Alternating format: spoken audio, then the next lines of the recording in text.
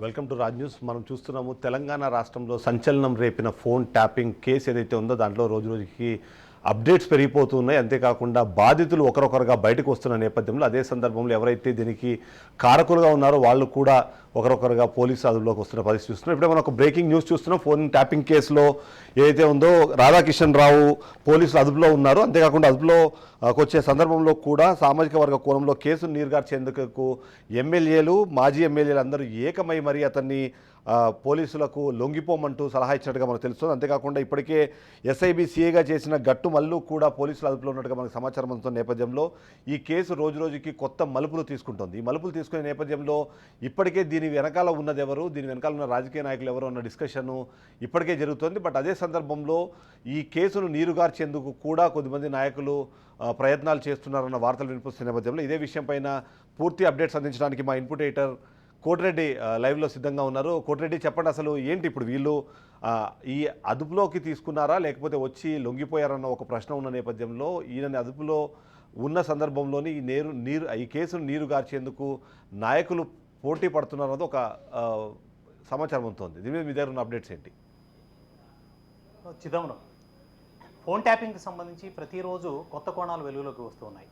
ఇప్పటికీ తొలుత ప్రణీత్రావు అరెస్ట్ అయినప్పటికీ ఆ తర్వాత అడిషనల్ ఎస్పీలుగా ఉన్నటువంటి భుజంగరావు అరెస్ట్ అయ్యారు, ఆ తర్వాత తిరుపతన్న అరెస్ట్ అయ్యారు. ఇప్పుడు ఈ ముగ్గురు పోలీసు అధికారులతో పాటు ఆ రోజున ప్రభాకర్ రావు, రాధాకిషన్ రావు ఇద్దరు కూడా దేశం దాటిపోయారు అనేటువంటి వార్తలు బాగా ఎక్కువగా వచ్చాయి.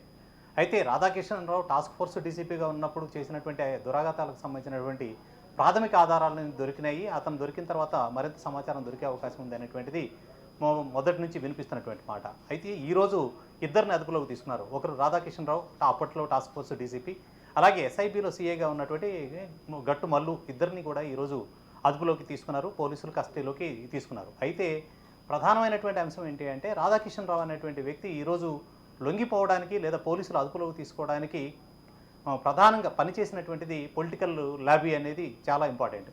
పొలిటికల్ లాబీయిస్టులు ఎవరైతే ఉన్నారో అతన్ని కేవలం ఈ కేసును నీరుగార్చి అతన్ని రక్షించేటువంటి ప్రయత్నాల్లో భాగంగానే ఎక్కడో ఉన్నటువంటి అతన్ని ఉద్దేశపూర్వకంగా తీసుకొచ్చి పోలీసులకు అప్పగించారనేటువంటిది మనకు తెలుస్తున్నటువంటి సమాచారం.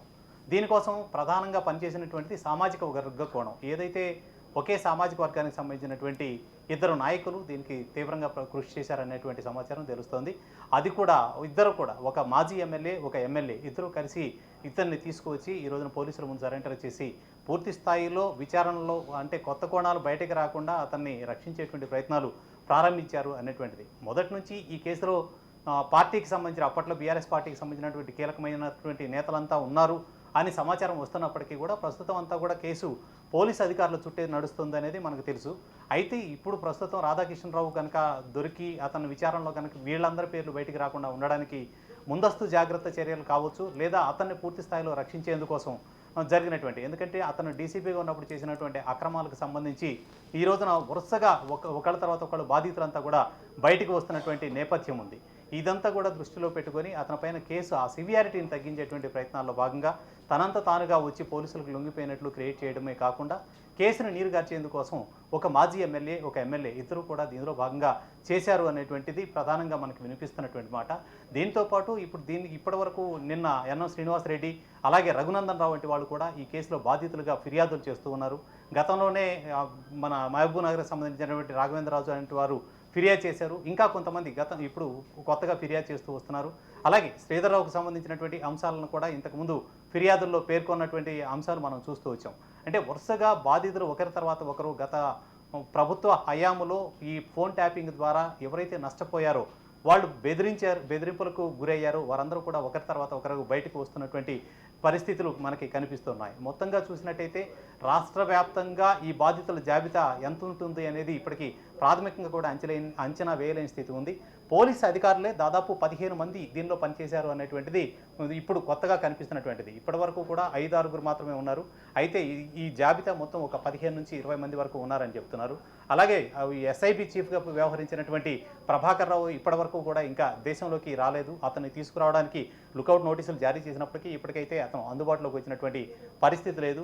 అతను కూడా చాలామందిని ఎవరైతే రియల్టర్లు అలాగే జ్యువెలరీ వ్యాపారులు వీళ్ళందరినీ కూడా బెదిరింపులకు గురి చేయడం, అలాగే సినిమా నటుల్ని సినిమాకు సంబంధించిన సినిమా రంగంలో ఉన్నటువంటి ప్రముఖులందరినీ కూడా బెదిరింపులకు గురి చేసిన తర్వాత తర్వాత వాళ్ళ దగ్గర వసూలు చేసినటువంటి నగదు మొత్తాన్ని తన వియ్యంకుడైనటువంటి రవీంద్రరావు ద్వారా మురళీకృష్ణారెడ్డి రవీంద్రరావు ఇలా మ్యాక్కి సంబంధించినటువంటి కొన్ని సంస్థలు ఆ మ్యాక్ పేరుతో ఉన్నటువంటి కొన్ని సంస్థల్లో రియల్ ఎస్టేట్ పెట్టుబడులుగా మార్చినటువంటి నేపథ్యం ఉంది అనేటువంటి ఆరోపణలు కూడా వస్తున్నాయి.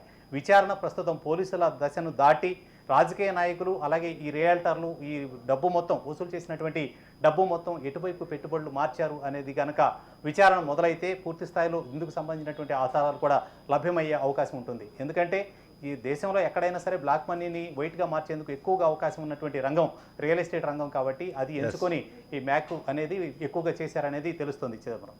Thank you very much Koti Reddy, me information